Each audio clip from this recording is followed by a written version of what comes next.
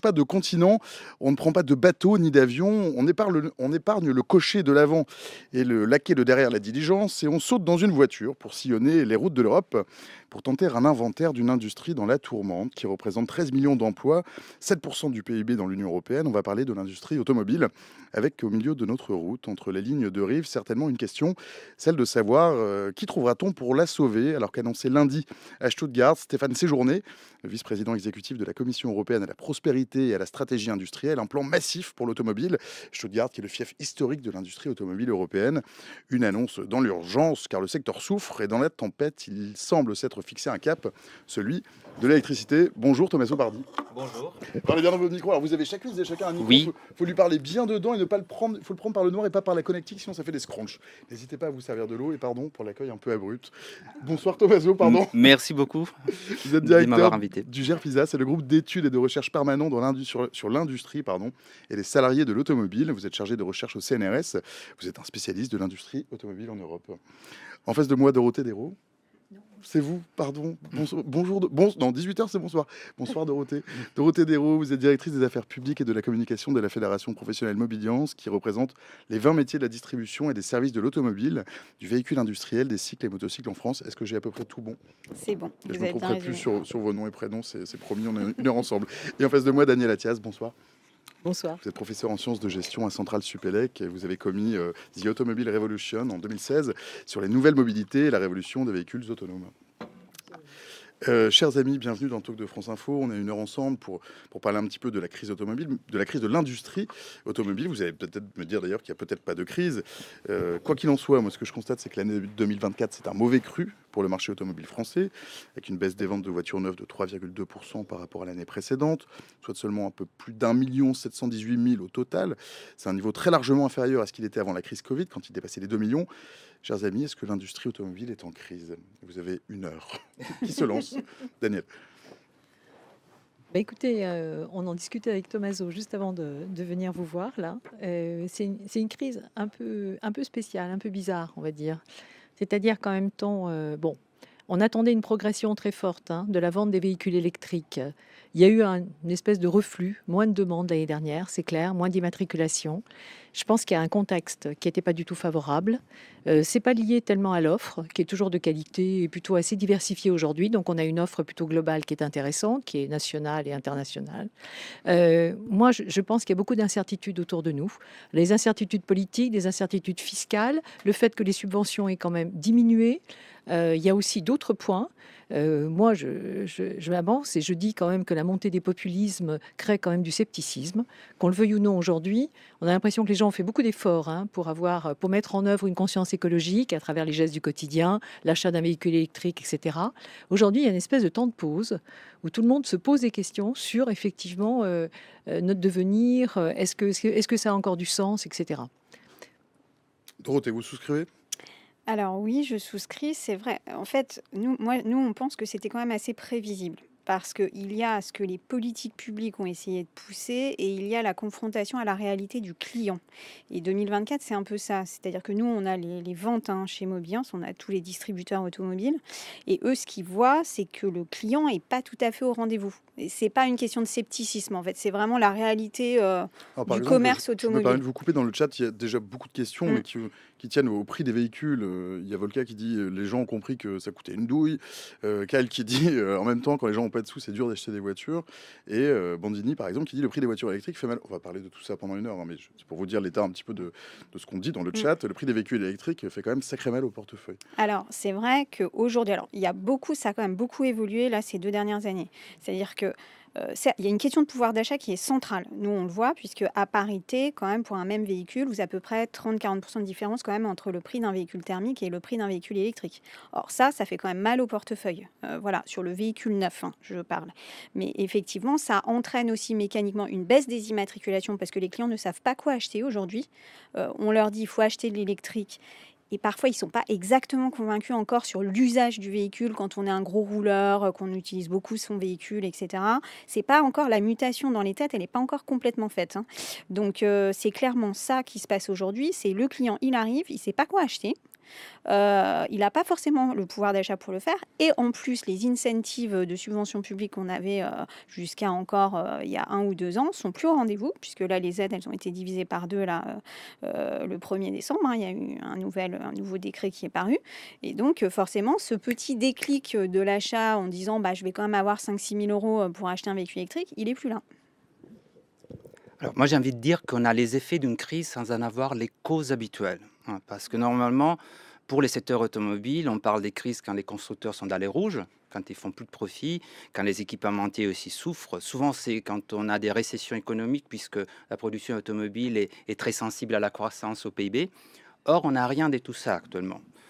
Les constructeurs ont même des profits assez exceptionnels jusqu'à l'année dernière. Cette année, c'est un peu moins bien, mais en termes de profitabilité, on est au même niveau d'avant la crise du Covid. Même Volkswagen, qui est dans la tourmente, avec plusieurs fermetures d'usines annoncées, affiche 18 milliards d'euros de profits en 2024, 6% des marges opérationnelles.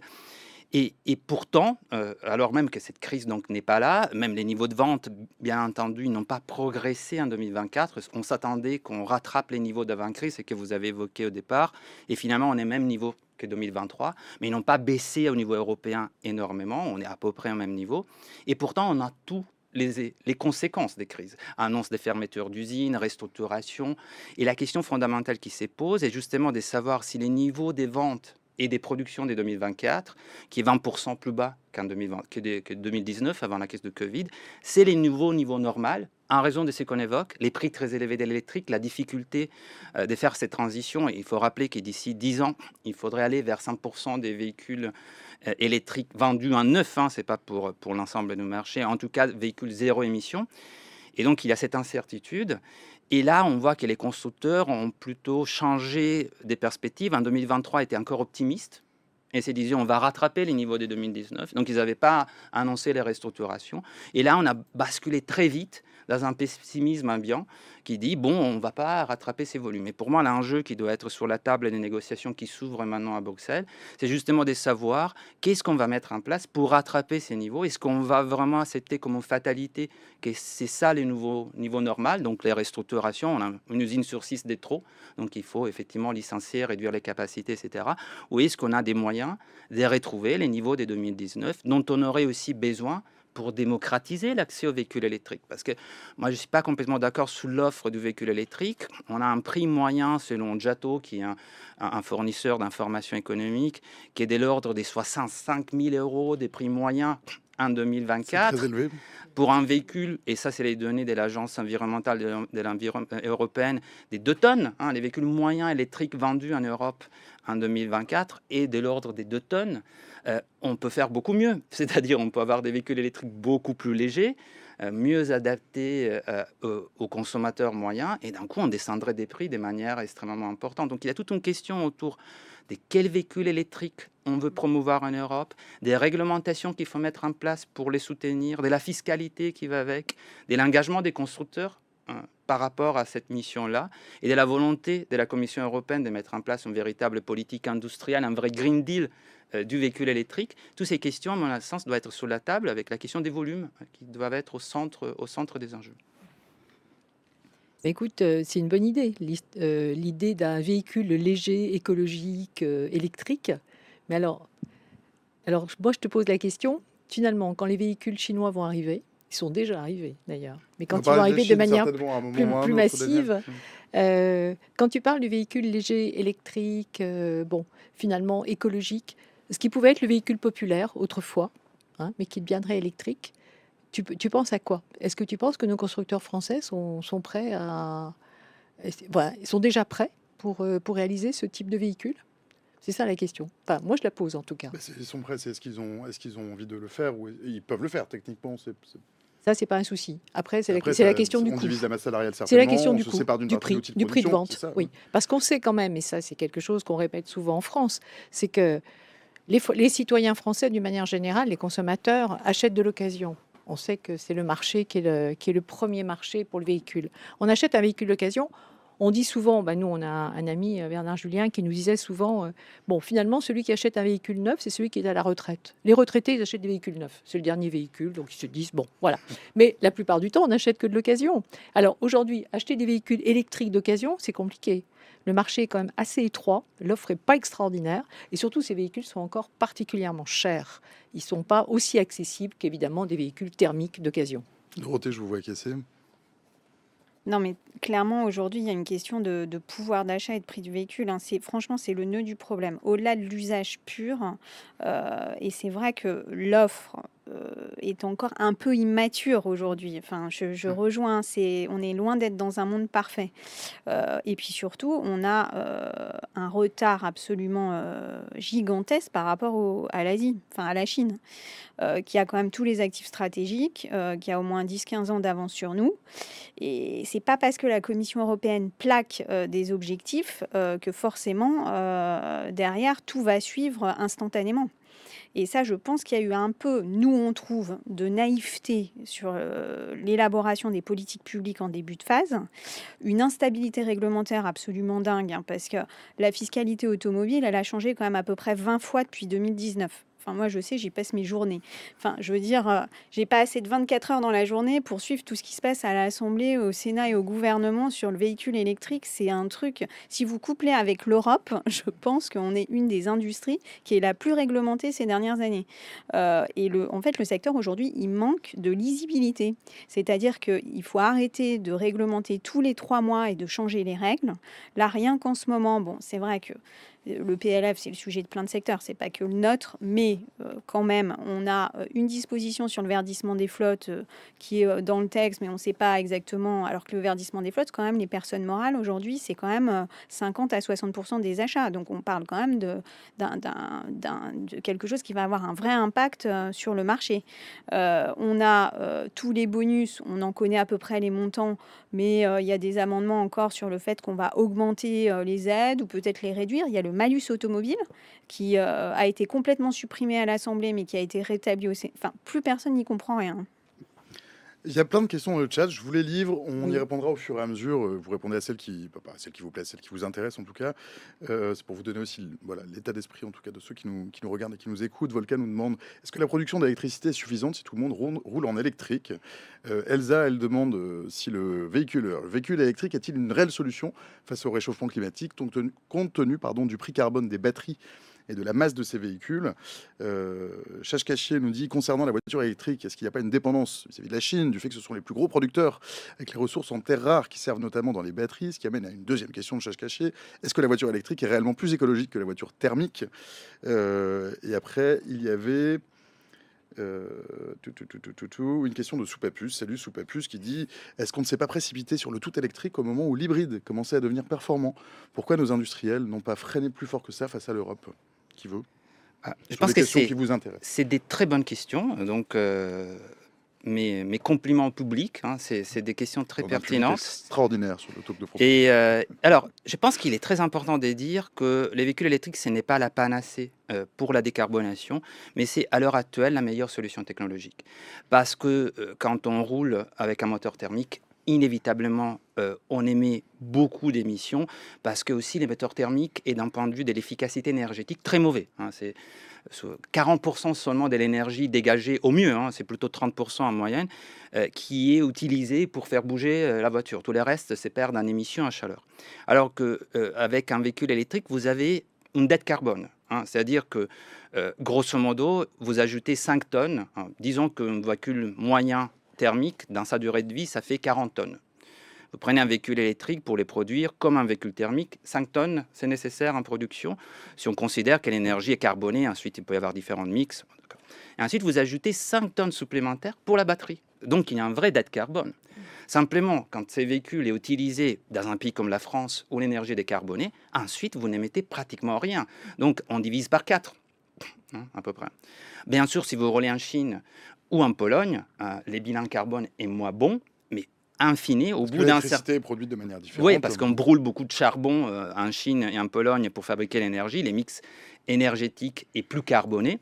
Donc, il faut plus d'étang. Il ne faudra pas quelques milliers de kilomètres comme en France pour payer sa dette carbone de son véhicule électrique, il faudra parfois même des centaines de milliers de kilomètres. Il s'agit d'un gros SUV électrique pour lequel il a fallu émettre beaucoup de CO2 parce que les batteries sont très importantes.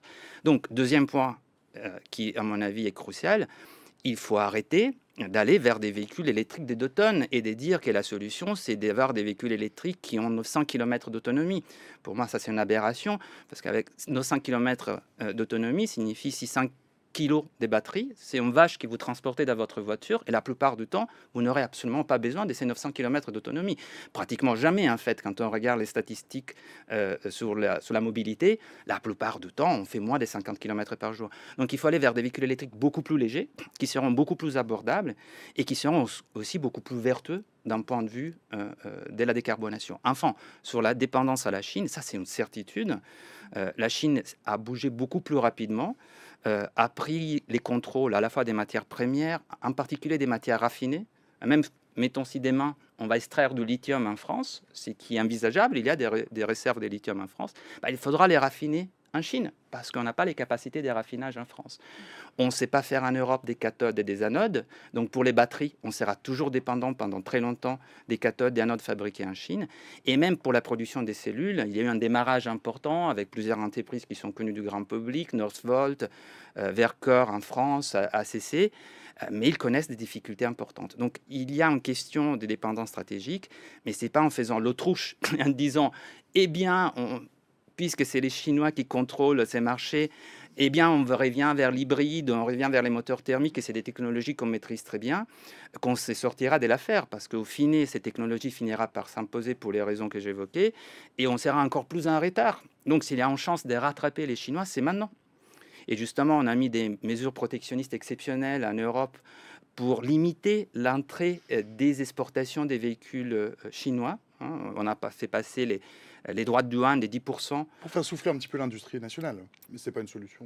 Non, mais ça donne une fenêtre des tirs, parce que finalement, on a un marché qui est protégé pendant 5 ans, où les constructeurs européens peuvent occuper ce marché. Mais si, dans ces 5 ans, ils ne vont pas le faire, eh bien, dans 5 ans, ces barrières finiront d'exister.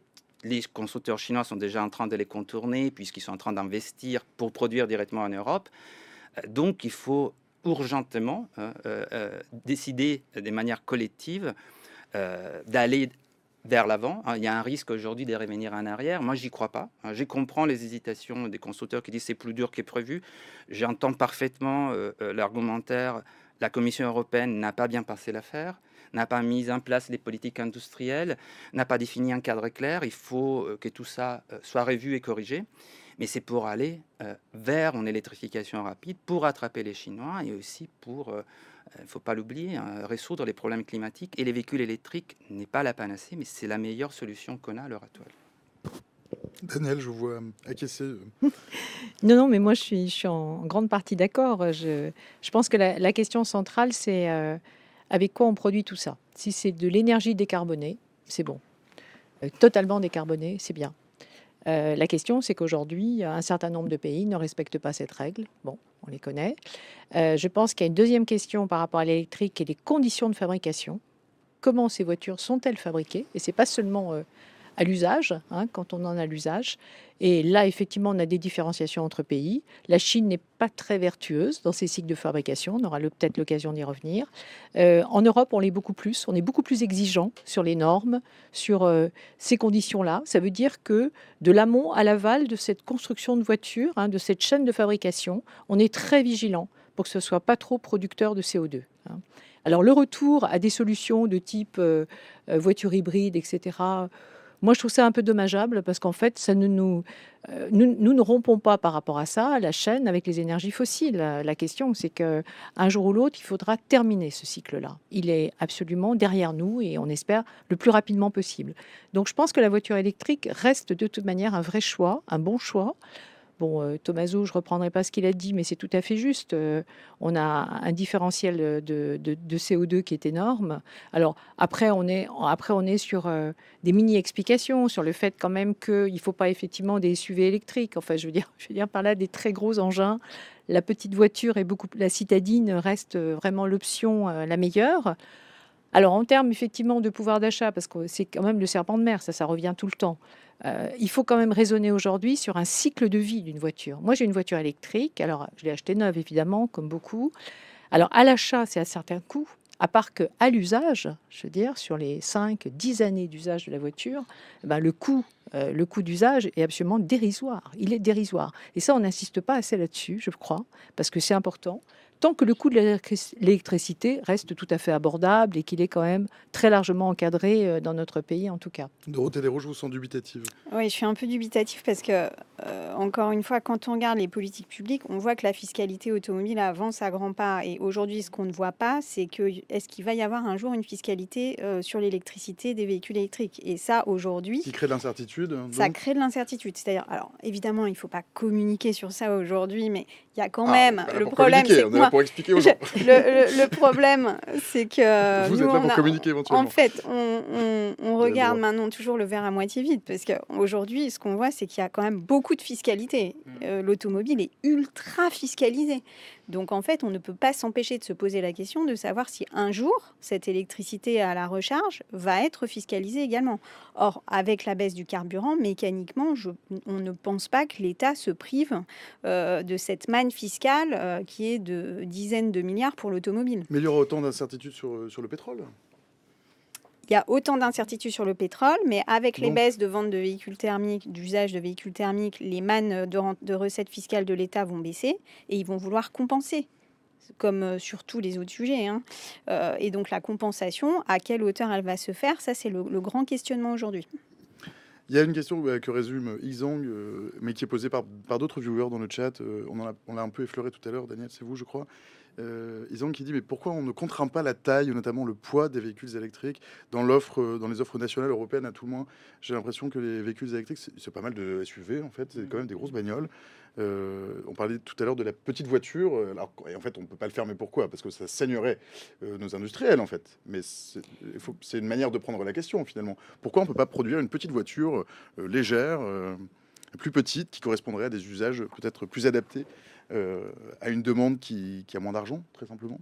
C'est une proposition qu'on vient de faire avec des collègues, Bernard Julien. C'est quoi le frein à tout ça, en fait? Ah oui, mais il y a des. En fait, C'est l'emploi et non, c'est pas l'emploi. c'est la protection de nos industries. Sinon, c'est Non, quoi? non, c'est pas ça. Au contraire, plus on produit de véhicules, si on produit des véhicules plus abordables, on vend automatiquement plus. Un des problèmes actuels qui a été évoqué, pourquoi il nous manque 2 millions de véhicules dans la production européenne par rapport à 2019, c'est le niveau de prix.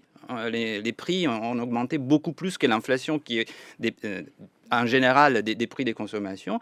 On a des véhicules qui sont devenus incroyablement chers et donc on en vend moins. Donc si on avait des véhicules qu'on pouvait vendre moins cher, on en vendrait plus, on produirait plus, on n'aurait pas des usines à fermer. Donc c'est pas ça la raison.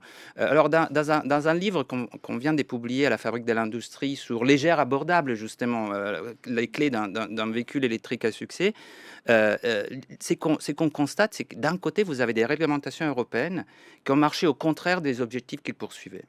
C'est-à-dire que vous voulez réduire le nombre de morts sur la route, c'est un des objectifs centraux. Il faut savoir que chaque fois qu'on ajoute 5 kilos au parc automobile, on augmente entre 7 et 10% la chance qu'un accident produise un mort. Pourquoi? C'est les lois de la physique. Plus un véhicule est lourd, plus quand il a un accident, il fait des dommages. Et donc, alléger les parcs, c'est une manière, toutes choses égales par ailleurs, de les rendre moins accidentogènes. Ça, c'est un premier constat. Deuxième constat, vous voulez réduire les émissions de CO2, en particulier sur les véhicules thermiques, mais aussi sur les véhicules électriques. Un véhicule léger est beaucoup plus vertueux qu'un véhicule plus lourd. Et pourtant, on a fait ces travaux sur la Clio. Entre la Clio 1 et la Clio 6 qui va sortir, c'est à peu près 400 kilos qui ont été ajoutés au véhicule en 30 ans. Pourquoi? C'est la sécurité passive, c'est puis la sécurité active. Et puis, il y a aussi quelque chose de très aberrant qui va changer en 2025. Ce sont les objectifs CO2 paramétrés au poids. Et ça, c'était la grande victoire des Allemands à la fin des années 2000. C'est-à-dire qu'on a un objectif des CO2 qui sont proportionnels au poids. Plus un véhicule est lourd, plus un constructeur vend des véhicules lourds, moins l'objectif CO2 est contraignant. Vous voyez? Alors, le problème principal est, mettons que moi, constructeur vertueux... Non, il faut que vous me réexpliquiez. Alors, Pardon. plus un véhicule est lourd, plus on considère que c'est difficile de les décarboner. Et donc, l'objectif CO2, qui est basé sur la moyenne européenne, va être moins exigeant pour les véhicules plus lourds et plus exigeant pour les véhicules plus légers. Et donc, la problématique est la suivante. Si moi, je veux décarboner mon offre automobile en allégeant mon véhicule, eh bien, je ne suis pas gagnant puisque je rencontre un objectif CO2 plus exigeant. Et d'un coup, tous les constructeurs commencent à décarboner avec des diesels, puis avec des hybrides, maintenant avec des électriques, parce qu'en augmentant les poids avec des technologies, je suis doublement gagnant. J'ai des véhicules qui consomment moins, parce que ces technologies sont plus vertueuses, mais en plus, c'est devenant plus lourd, j'ai des objectifs CO2 qui sont moins contraignants pour moi. Et avec l'électrique, ça a été vraiment incroyable. Pour les constructeurs premium, imaginez-vous, vous vendez un véhicule électrique, zéro émission, selon les tests d'homologation européens, mais en plus, 2 tonnes augmente ma masse moyenne, donc objectif CO2 moins exigeant. En 2025, ça va changer ça. Les objectifs paramétrés au poids vont s'inverser. C'est-à-dire qu'à partir de 2025, si moi je vends des véhicules plus légers, j'aurai un objectif CO2 moins exigeant. Et donc c'est pour ça qu'on a fait cette proposition dans ces bouquins, en disant, il y a là, on fait naître des tirs réglementaires, peut-être on reviendra plus tard sur comment ça s'est produit, c'est assez cocasse, qui permettent de promouvoir des véhicules plus légers parce que les réglementations sont finalement en adéquation avec ça. Et on propose aussi quelque chose qui va au-delà, comme au Japon, où on a une catégorie spécifique pour les mini-véhicules qui s'appelle les K-Cars, qui donc est limitée justement en dimension, en puissance moteur, et qui a permis d'équiper à peu près 40% du parc automobile avec ces petits véhicules qui sont très vertueux, à la fois d'un point de vue environnemental, mais aussi social. Ça donne un accès à la mobilité individuelle pas cher. Eh bien, on a proposé qu'une telle catégorie soit introduite au niveau européen. Pas tout à fait les K-Cars, parce qu'en Europe, on roule plus et on a besoin des véhicules un peu plus grands, et avec un peu plus de capacités en termes de puissance moteur, mais avec les mêmes critères derrière la tête, c'est-à-dire contraindre et en même temps permettre aux constructeurs d'équiper cet espace-là avec une offre qui soit concurrentielle et qui soit abordable. Et donc, on met cette proposition sur la table et donc on espère qu'on pourra être écouté lors du dialogue stratégique qui s'ouvre maintenant à Bruxelles. Vous parliez d'une histoire cocasse à nous raconter, mais allez-y, c'est le moment. On Alors, aime beaucoup les histoires cocasses. Alors, les Allemands ont défendu bec et ongles ces objectifs paramétrés au poids parce que c'est dans leur intérêt. C'est ceux qui produisent les véhicules les plus lourds en Europe et ça les protégeait. Or, il y a une formule mathématique qui est intégrée dans la réglementation. Et avec cette formule mathématique, on doit calculer combien un véhicule plus lourd consomme de plus par rapport à un véhicule plus léger pour paramétrer justement l'objectif CO2. Donc, s'il consomme beaucoup plus, l'objectif CO2 va être beaucoup moins exigeant. S'il consomme un peu moins, on va réorienter les choses. Or, ce qui s'est passé, c'est qu'en 2021, on a vendu beaucoup de véhicules électriques. On est passé des 3% à 21% des véhicules hybrides rechargeables électriques qui émettent beaucoup moins de CO2 et qui sont beaucoup plus lourds qu'un véhicule thermique. En moyenne, c'est 700 kg de plus. Et donc, lorsque l'agence européenne allait calculer à nouveau cette formule, elle a trouvé que les points fondateurs de cette mesure, c'est-à-dire que les véhicules plus lourds émettent plus que des véhicules plus légers, c'était plus vrai, puisque les véhicules plus lourds étaient en large partie des véhicules électriques. Et donc, on récalculait la pente et on dit, eh bien, ce n'est plus positive, c'est-à-dire il y aura plus d'objectifs CO2 moins exigeants pour les plus lourds, elle est devenue négative. Et donc, il faudra donner des objectifs CO2 moins exigeants à ceux qui fabriquent des véhicules plus légers, parce que c'est essentiellement des fabricants des véhicules thermiques. Et donc, sans faire aucune lutte politique, parce que normalement, pour contraindre les Allemands à abandonner ce qu'ils avaient gagné dans la lutte pour les réglementations au niveau lobbyiste, on a obtenu ces résultats fantastiques qui ouvrent de nouvelles possibilités. Donc, c'est assez rigolo. Il y a quelques questions qui touchent. Il y a une question dans le chat qui la résume peut-être, c'est celle de Cristal. On va pas y répondre à cette question, ça peut faire l'objet d'un autre stream. C'est pas tout à fait le sujet, c'est connexe, sauf si vous avez très envie qu'on ouvre ce tiroir-là, mais remarquez, on a encore une demi-heure, mais voilà. C'est Cristal qui dit voilà, quel est le véritable coût en PIB, quel est le coût économique pour notre société des voitures thermiques avec le réchauffement climatique et ses conséquences comme les 40 000 morts par an dues à la pollution atmosphérique. Donc c'est quoi le coût de la bagnole en fait sur la santé des gens? C'est peut-être un autre item, je crois. Je vous réinviterai pour en parler ou peut-être avec d'autres invités. Daniel, vous avez commis un livre qui s'appelle la révolution automobile. C'est quoi la révolution automobile? C'est un vaste sujet. Alors la révolution automobile... Donc c'est la révolution, on revient, ou c'est le grand changement, la révolution? Non, c'est un changement de paradigme complet. On change véritablement de modèle. On change... la révolution, on a quelques critères. Des critères technologiques. On passe dans des nouvelles technologies, c'est clair. On a des critères sociaux avec des nouveaux usages. On a des critères économiques, des critères industriels. Et c'est toute la chaîne de valeur de la filière automobile qui se recompose. Et là, on a eu véritablement, il y a à peu près maintenant une quinzaine d'années, une révolution. Alors c'est un changement complet pour les consommateurs, c'est un changement dans l'offre aussi de production qui est faite, on l'a bien vu. Là, on a une restructuration totale de l'industrie automobile depuis 10-15 ans. Des nouveaux consommateurs, avec des nouveaux usages, des nouvelles manières de se déplacer.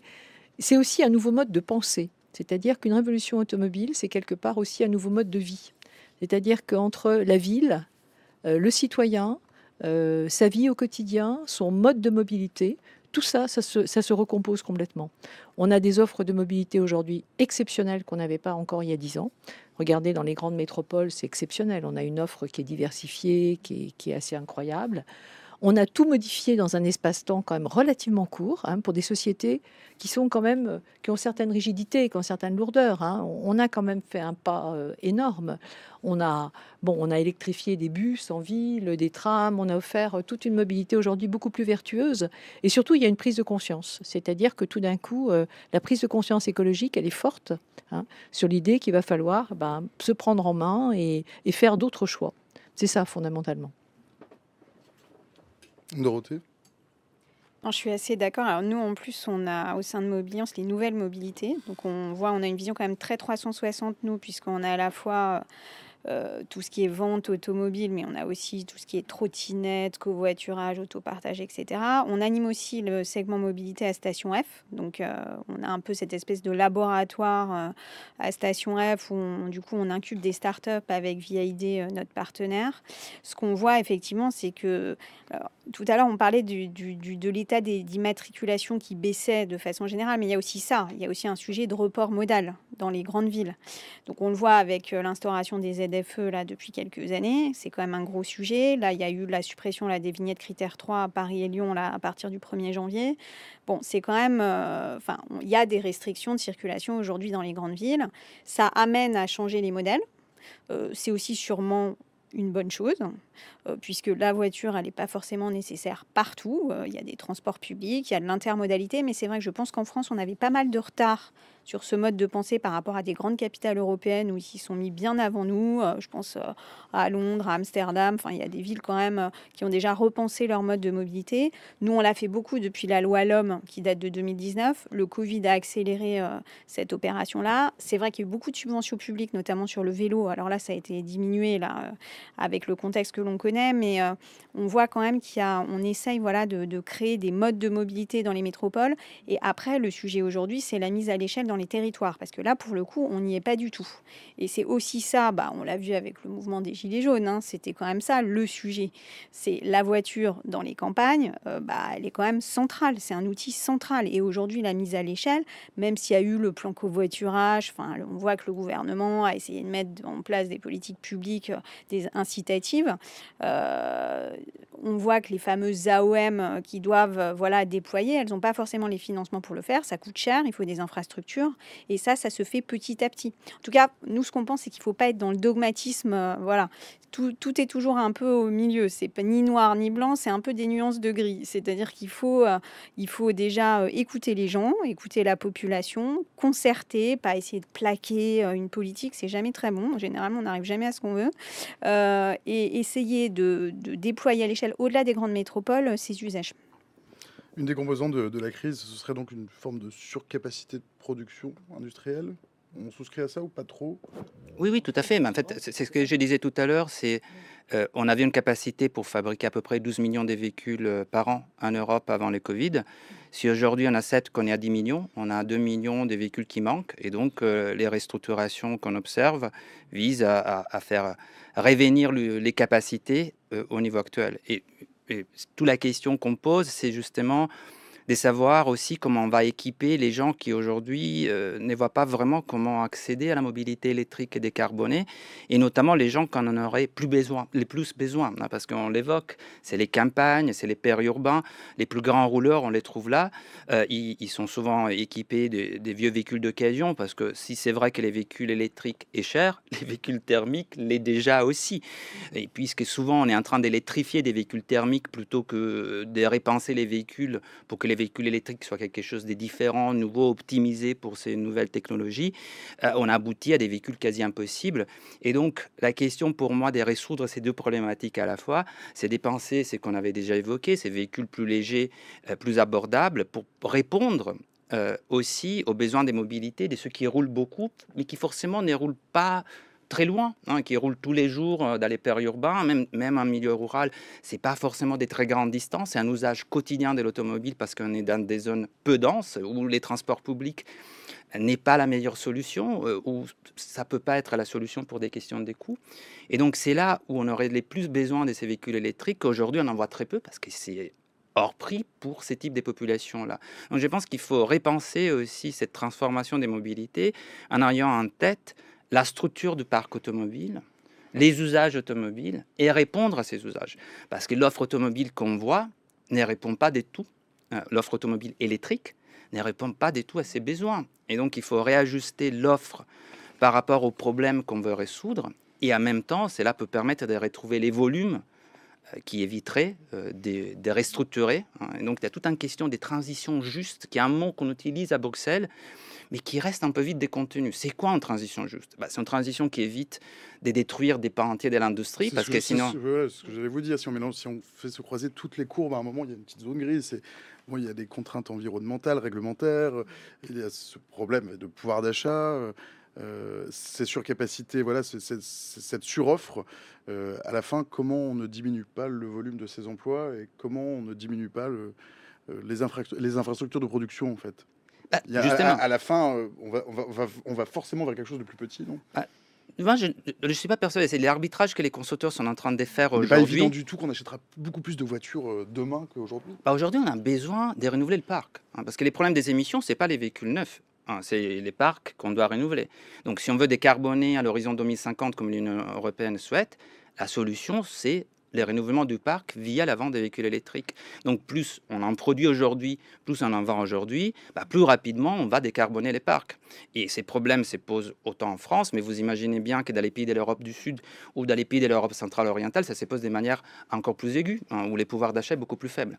Et donc, on aurait intérêt à augmenter les ventes pour accélérer les renouvellements du parc. Et puis, effectivement, à terme, une fois qu'on aura équipé tout le monde des véhicules électriques, oui, il faut réfléchir à moins de voitures, il n'y a pas de doute là-dessus.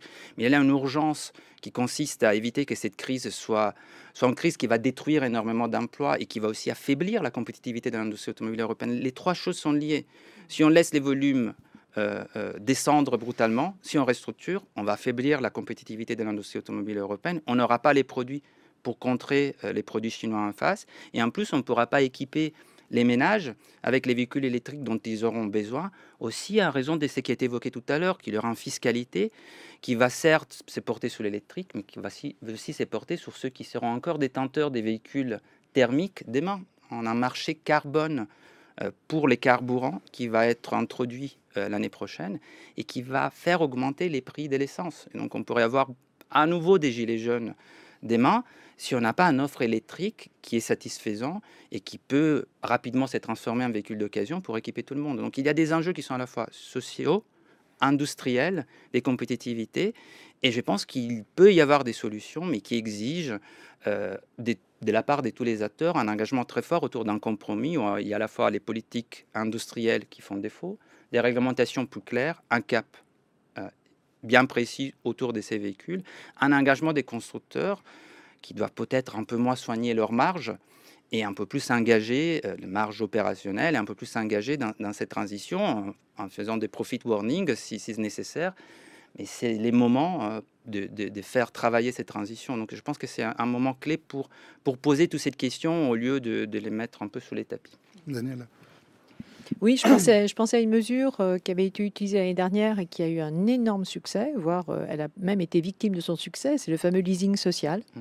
Ça, c'était une mesure Ah, il faut que vous extraordinaire. expliquiez un petit peu ce qu'est le leasing social pour ceux qui nous rejoignent. Oui, bien sûr. Alors, la proposition à l'époque faite par le gouvernement était de proposer aux revenus les plus modestes, des familles qui avaient des revenus faibles, vraiment modestes, de pouvoir obtenir une voiture électrique pour un coût, alors très modeste, puisque c'était de l'ordre de 100 euros par mois. Il y a eu une demande phénoménale, puisqu'on a eu 3 à 4 fois la demande initiale qui était possible, hein, pour la mettre en œuvre. Donc, en fait, la mesure s'est clôturée assez vite, au bout de 3 semaines, vu que la demande était énorme. Mais moi, je pense que ça, c'est un coup de pouce qui peut être donné, qui est tout à fait bénéfique. Et la mise en œuvre de ce leasing pourrait être intéressante, parce que bon, 100 euros par mois, aujourd'hui, c'est pratiquement le coût dans une famille de téléphone portable, donc ça revient quand même pas très cher. Et ça permet quand même d'avoir une voiture neuve à disposition. Tout était pratiquement inclus dans ces 100 euros, hein, ce qui était quand même une mesure assez extraordinaire. On est un peu plus dubitatif. Mais vous êtes mon invité dubitatif, Voilà. Dorothée Desvaux. Non, en fait, le sujet du leasing, c'est le rapport coût-efficacité de la mesure, parce que ça a permis de financer 50 000 véhicules, certes, mais pour 650 millions d'euros. Donc, en gros, la moitié du budget de l'État sur le verdissement des flottes. Donc ça, c'est un gros sujet. Et en plus, ça a un peu perturbé le marché dans le sens où il y avait même moins de 100 euros. Il y avait certains véhicules, je crois, autour de 55 euros par mois, quasiment le prix d'un Pass Navigo, quoi, enfin même moins cher. Mais le problème aussi, c'est que quand on regarde, nous, ce qu'ont vu les distributeurs, c'est que c'était pas forcément des ménages modestes, c'était beaucoup d'étudiants qui venaient avec leurs parents. Et ça, c'est vrai que les études le montrent pas forcément, mais il y avait beaucoup d'apprentis ou pas exactement peut-être le public. Il y a eu un effet ciblé, d'aubaine qui était un tout petit peu, alors qui n'est pas ressorti, c'est vrai, on a bien vu dans les chiffres communiqués ensuite. Donc il y a un rapport coût-efficacité, puis il y a aussi la valeur résiduelle du véhicule quand même pour les professionnels, qui aujourd'hui, alors c'est un petit peu complexe, mais aujourd'hui, en fait, les concessionnaires vont devoir reprendre ces véhicules à la fin qui seront quasiment invendables parce que le prix fixé, en fait, est tellement, qui ne se pose pas sur des critères assez rationnels et donc perturbe un peu les prix du marché. Parce que après, quand vous retournez dans un marché normal, le problème, c'est que le prix des véhicules est beaucoup plus élevé. Donc en fait, c'est un effet sur 3 semaines, donc un temps très court.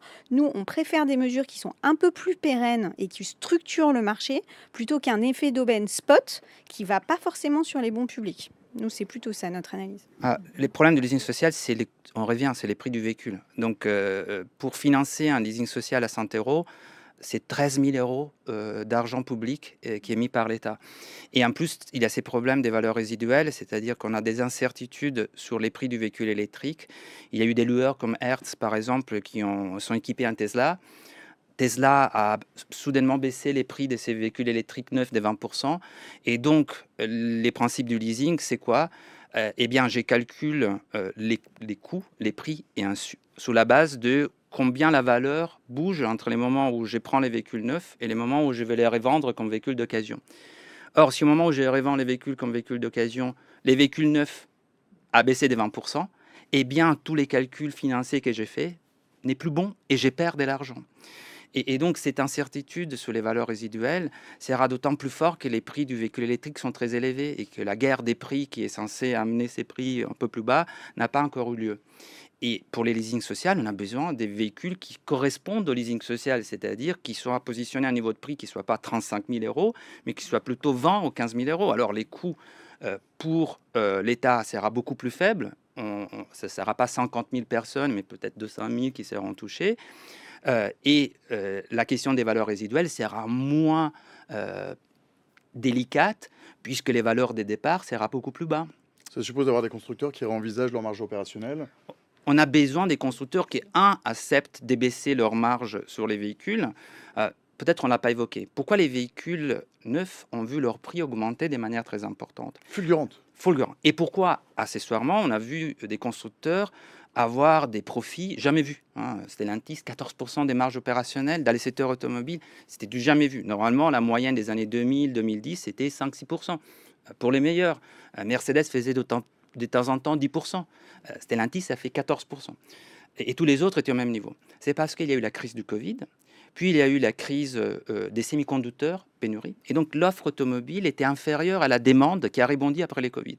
Et donc quand l'offre est inférieure à la demande, eh bien, on peut vendre les produits plus chers. Et donc une espèce de des parenthèses enchantées où il n'y avait plus de concurrence.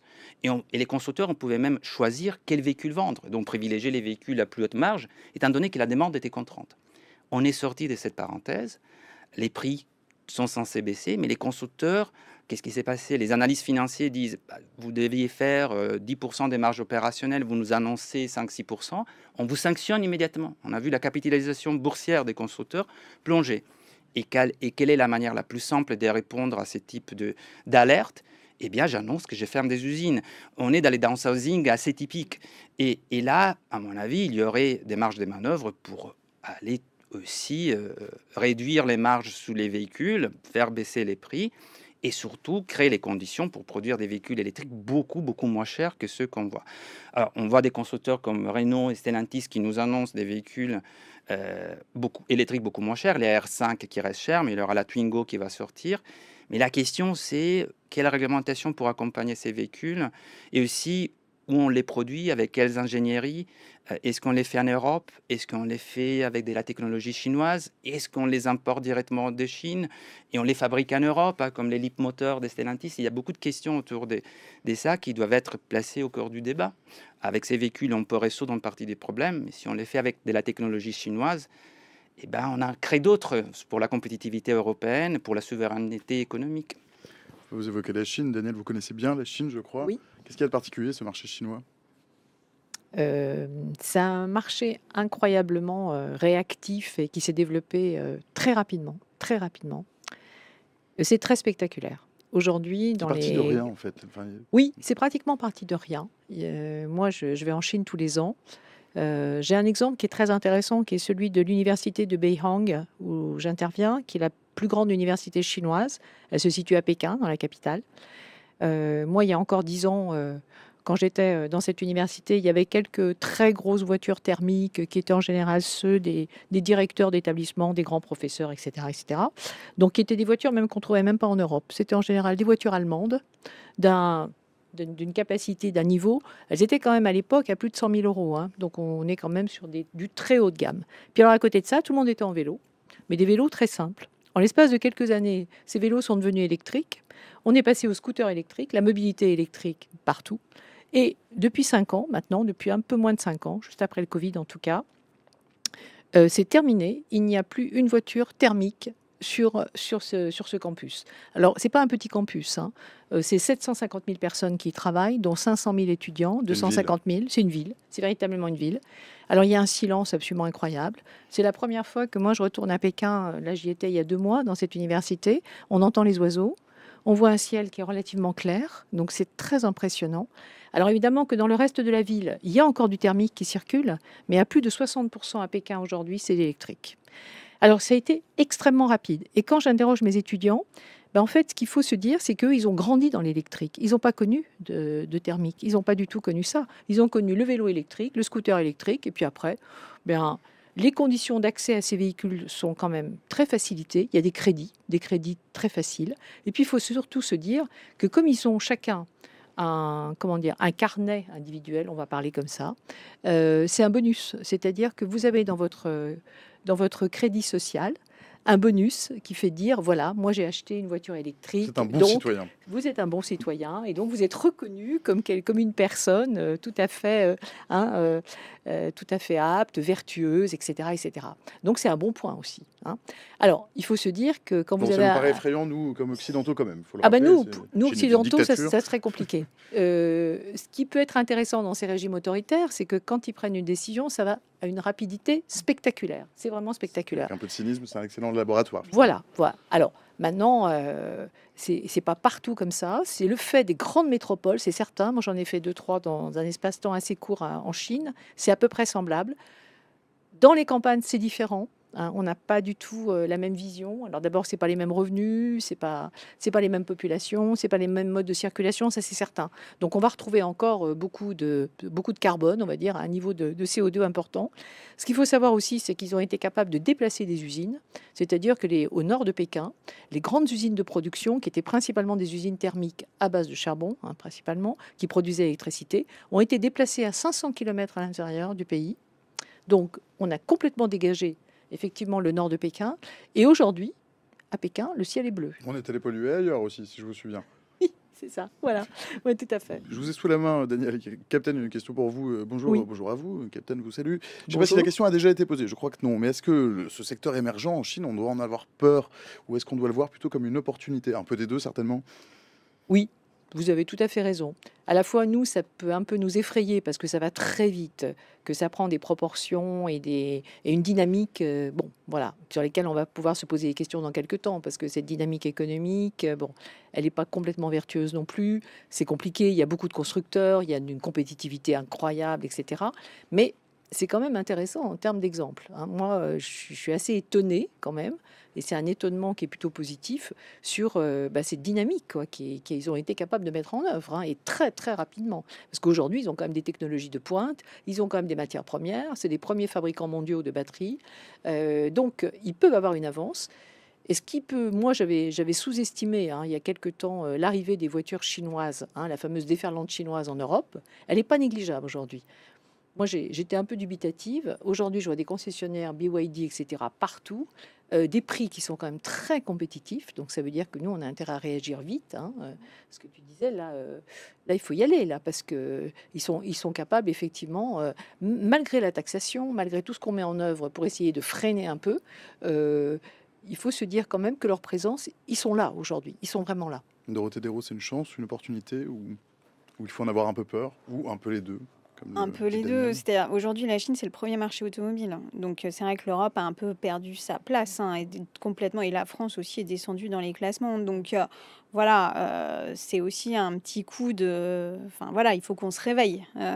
C'est ça aussi. Alors, c'est vrai que les droits de douane, c'est des mesures un peu court-termistes, mais c'est sûrement Vous nécessaire répondez à là la sur deuxième la question de période. Captain hein, qui dit pour compléter si jamais, est-ce qu'il n'y a pas déjà eu des mesures européennes pour maintenir le secteur compétitif face à l'appel d'offres chinois Ah, c'est qui les pourrait droits de casser les prix douane. en UE? On a un peu C'est des sur- mesures un peu protectionnistes, mais malheureusement aujourd'hui, il n'y a pas trop le choix non plus, hein. Donc c'est sûrement des mesures de transition pour en souffler un France. peu. Voilà, pour souffler un peu, laisser un peu de temps, parce que c'est vrai que les véhicules chinois, là, et nous on le voit chez nos distributeurs, hein, c'est vrai qu'aujourd'hui, le marché, enfin les véhicules chinois déjà ont des prix bas, ont des niveaux de confort plutôt bons. Voilà, il y a beaucoup de nouvelles marques, c'est attractif. On l'a vu au dernier mondial, il y avait pas mal de marques chinoises qui exposaient. Nous, on est allé au salon de Pékin et on va au salon de Shanghai là, dans quelques mois. On voit que les salons automobiles en Chine, c'est 10 fois la taille de notre mondial en France, hein. Donc en fait, c'est très attractif. Il y a énormément de monde.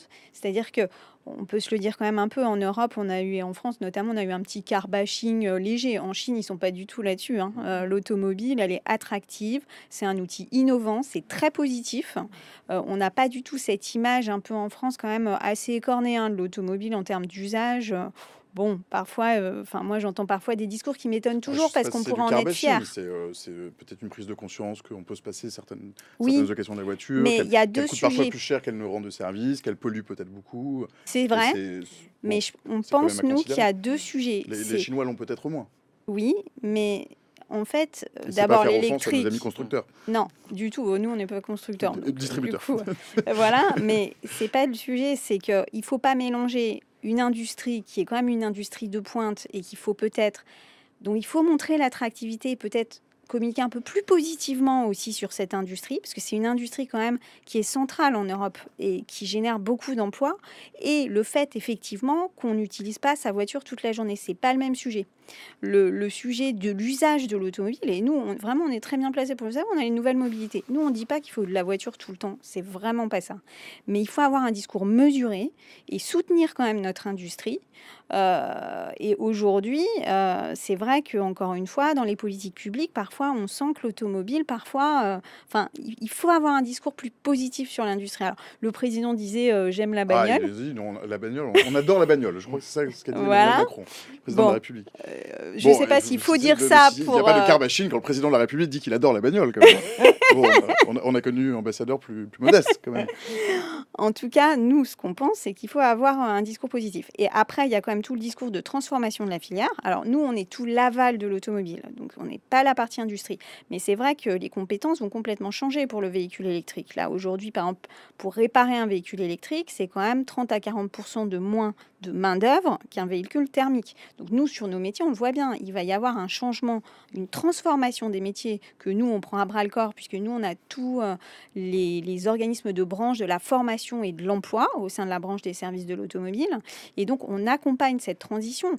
Mais c'est un changement. Alors là, c'est vraiment une révolution. C'est-à-dire que les réparateurs aujourd'hui, les contrôleurs techniques, la vente automobile, même les auto-écoles, parce qu'aujourd'hui, on a les auto-écoles chez nous, elles doivent apprendre sur donc des véhicules, des boîtes automatiques, puis la boîte manuelle, qui va devenir la norme. Donc, en fait, ça change à tous les niveaux. Et donc, il faut qu'on mette tous nos métiers. Donc, nous, on les accompagne au quotidien, mais c'est des PME. Donc, c'est quand même 560 000 emplois en France. Donc, il faut leur faire changer complètement de mentalité. Et ça, c'est vraiment ce qui est en train de se faire aujourd'hui. Tommaso ? Sur menaces, alors, les succès de l'industrie automobile chinoise étaient moteurs de la transition vers les véhicules électriques, donc c'est vertueux. Ils sont en avance et donc ils ont développé des technologies et on peut apprendre d'eux. Et c'est clair que si on veut tenir l'objectif 2035, sans les Chinois, c'est impossible. Parce qu'on est dépendant sur les matériaux, on est dépendant sur les batteries et on a beaucoup à apprendre sur la manière dont ils fabriquent des véhicules électriques et notamment, ils peuvent nous permettre d'aller vers des véhicules moins chers, plus efficaces, énergétiquement, etc. En même temps, on connaît les Chinois aussi parce qu'ils sont assez impérialistes dans leur manière de gérer les rapports au marché. Et donc, sous les panneaux solaires, on l'a vu. Hein, ils ont d'abord rendu accessibles les terres rares et les matériaux lorsqu'ils avaient besoin d'apprendre. Et puis, lorsqu'ils ont acquis la taille et la capacité d'inonder les marchés, et ils ont fermé le robinet et ils ont pris le contrôle du marché. Pour la batterie, c'était un peu la même histoire, c'est-à-dire que au départ, c'était les Japonais, les Coréens qui avaient l'avance. Et au moment où ils ont développé leur industrie de la batterie en Chine, eh ben, ils ont interdit aux Coréens et aux Japonais de s'implanter en Chine et ne les ont invités que plus tard, quand ils ont eu les sentiments qu'ils étaient prêts. Et donc, il faut faire très attention, parce que si on est naïf sur les plans commerciaux, si on est naïf sur les plans des politiques industrielles, on va se retrouver sous contrôle, sous hégémonie chinoise, si les véhicules électriques est bien les véhicules des démons, et je le pense. Et donc, il faut trouver les moyens de coopérer avec les Chinois. Donc, des mesures protectionnistes, à mon avis, c'est un bon premier pas pour engager la discussion stratégique. Et il ne faut pas oublier que les Chinois ont imposé beaucoup de contraintes aux investisseurs étrangers occidentaux quand ils sont venus en Chine. Pour produire en Chine, il fallait créer une co-entreprise avec des entreprises d'État chinois et on ne pouvait pas en avoir les contrôles. Et cela a été vrai jusqu'à il y a très peu longtemps. Et finalement, lorsqu'ils ont compris qu'ils avaient pris l'avantage sur les véhicules électriques, mais qu'ils avaient besoin d'amener un peu plus de concurrence, c'est là qu'ils ont laissé Tesla, les premiers constructeurs, créer une entreprise sans co-entreprise. Et donc, ils jouent très bien ces jeux-là, et il faut qu'on soit capable de jouer les mêmes jeux au niveau européen, parce qu'aujourd'hui, il y a quand même quelque chose de très important. Aux États-Unis, les Chinois ne peuvent pas entrer, hein, parce que Trump, et avant Biden, ils ont complètement fermé la porte. Et donc, cela voudra dire que pour les Chinois, les marchés européens est aujourd'hui stratégique. Et donc, ils veulent bien venir en Europe parce qu'ils ont aussi des surcapacités. Et nous, on doit faire très attention à bien négocier au niveau européen pour pouvoir préserver notre industrie qui est stratégique. C'est quand même les premiers investisseurs d'R&D en Europe. Hein. L'automobile investit plus en R&D que les industries de l'informatique, de la chimie, etc. C'est les premiers investisseurs d'R&D. Donc on doit préserver cette industrie stratégique et on doit négocier, parce qu'on en a besoin, avec les Chinois, les conditions dans lesquelles ils peuvent nous aider avec des contreparties, à atteindre nos objectifs de neutralité carbone en 2050. Donc c'est un sujet vraiment stratégique. Chers amis, il est 18h58, passé de 27 secondes, et puis c'est pas tout à fait la fin, mais c'était quand même quasiment, c'est peut-être l'heure du mot de la fin. C'était votre mot de la fin, Tommaso, vous avez droit à un court mot de la fin, si vous voulez, ou le mot de la Non, suite, si vous préférez. C'est mon mot de la fin. Je pense qu'il y a aujourd'hui un vrai danger, c'est-à-dire il y a une phase d'efflottement des crises qui n'est pas une crise réelle, c'est ce qu'on a dit au début, c'est-à-dire les profits sont toujours là, les constructeurs peuvent toujours investir, et c'est un moment crucial pour savoir où on va. Il va y avoir à partir du 30 janvier un dialogue stratégique qui s'ouvre à Bruxelles pour savoir quelle direction donner à l'automobile. Ça va être un moment extrêmement important. On a besoin, à mon sens, des 3 choses fondamentales. On a besoin d'investissements publics massifs. Et donc, il y a une proposition de créer un fonds d'investissement européen pour soutenir vraiment cet effort de décarbonation, d'électrification. On a besoin de réconcentrer la focale sur les volumes. On ne doit pas sacrifier les emplois, la filière, les territoires. Ce n'est pas eux qui doivent payer cette période de difficulté. Et on doit décider quel type de véhicule électrique on va avoir demain. Et donc, aller vers ces véhicules beaucoup plus vertueux, que les véhicules légers, abordables et aussi plus soutenables d'un point de vue environnemental. Merci, Tommaso Vardi. Daniel Attias, le mot de la fin, le mot de la suite. Oui, alors moi je crois aussi aux alliances et aux partenariats. Et au niveau mondial, c'est-à-dire qu'on a parlé tout à l'heure de la Chine, je crois qu'il y a tout à fait une place pour créer des partenariats. Au lieu d'être en compétition comme ça permanente, il y a des complémentarités, il y a des inventions possibles. Nous, on est quand même un pays où il y a une très grande inventivité, beaucoup d'innovation. Je crois qu'on peut apporter aux Chinois ces choses-là. Eux, ils sont dans l'imitation, parfait. Eh ben, il faut se servir de ce que chacun sait faire et chacun dans ses compétences. Et je crois que les alliances sont peut-être une solution de demain. Merci, Daniel Attias. Un mot de la suite dubitatif de Rotedero.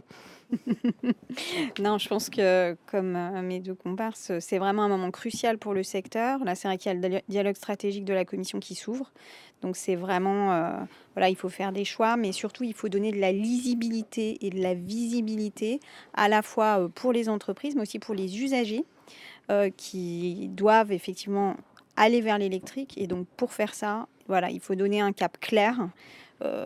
Arrêter de tergiverser comme on l'a vu là ces dernières années, et voilà, que à la fois au niveau européen, au niveau français, on soit beaucoup plus clair sur le cap.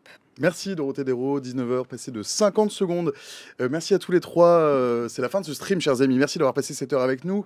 Merci de nous avoir suivis. Merci à vous, toutes et tous dans le chat. Vous étiez très très nombreux du début jusqu'à la fin. C'est toujours très sympa de vous lire et merci pour votre confiance. Merci aussi. Ah oui, il y a Cristal dans le chat qui disait Ludo, on prolonge d'1 heure de plus. Nous, on n'a pas le choix, on vous prend en otage. Il n'y a pas que moi, en fait. Il y a des invités que j'ai promis de libérer à l'heure. Et puis il y a aussi le talk, c'est aussi toute une équipe, ce qui permet de remercier à ma droite Cyril Balta à la Réal, Stéphanie Berlu au visuel au 4e étage à France Info de la Maison de la Radio, 4e étage de la Maison de la Radio à France Info, pardon. Merci aussi à Jérém à la modée qui vous lit, qui vous censure parfois, mais vous avez été très sage aujourd'hui et c'est très bien. Merci aussi bien sûr à Camille Rio à la programmation. Merci à Pauline Moyer qui était en stage avec nous la semaine dernière et qui nous a permis notamment de concevoir ce joli plateau. Ce stream, vous l'avez entendu et vous pouvez le voir et le réentendre. Pour le revoir, il est dispo en replay sur la chaîne Twitch de France Info. Vous pouvez aussi le revoir sur la chaîne YouTube de France Info ainsi que sur le site de France Info. Le site de France Info, c'est franceinfo.fr. Pour ceux qui aiment le son de la Maison de la Radio, le stream est aussi à réécouter sur l'offre podcast de l'appli de Radio France ou sur le portail de Radio France. On va se retrouver mercredi prochain au même endroit, à la même heure, avec, je crois, de la politique et de la Star Academy au programme. Cher Camille Rio, programmateur du stream. Salut Camille, ça va ? Bonsoir à tous. Oui, 2 programmes passionnants pour la semaine prochaine. Dans l'un des parcours, je me permets de m'asseoir, dans l'un des parcours parlementaires les plus tortueux de la Ve République, l'étape de ce jeudi a été une formalité. La Chambre haute, forte d'une majorité droite-centriste qui soutient le gouvernement, a validé le projet de loi de finances à 217 voix contre 105. Nous y reviendrons. Et dans un second temps, place aux paillettes et à la Star Academy, là où, comme au Sénat, les casseroles font tomber les candidats, nous nous intéresserons à cette émission de télé-réalité musicale et plus globalement à la créativité et la création originale d'émissions télévisuelles en 2025. En voilà un chouette programme bien dense. Merci Camille Rio, programmateur du stream. Rendez-vous donc mercredi soir.